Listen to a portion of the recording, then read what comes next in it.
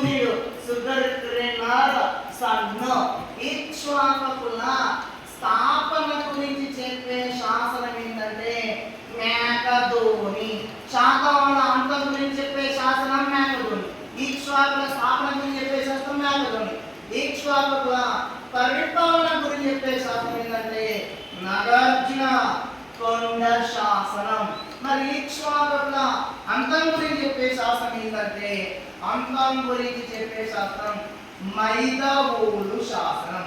మరి ఇక్ష్వాకులు మొత్తం ఎంతమంది సార్? ఇక్ష్వాకులు మొత్తం 4 చిచ్చలు. మరి ఇక్ష్వాకులు క్రీస్తు శకం 225 నుంచి 300 వరకు అంటే 75 సంవత్సరాలు పరిపాలించారు. ఇక్ష్వాకుల రాజ్య స్థాపకులు మన శ్రీ శాంతమూలుడు. మరి ఇక్ష్వాకుల గొప్పవాడెవరు?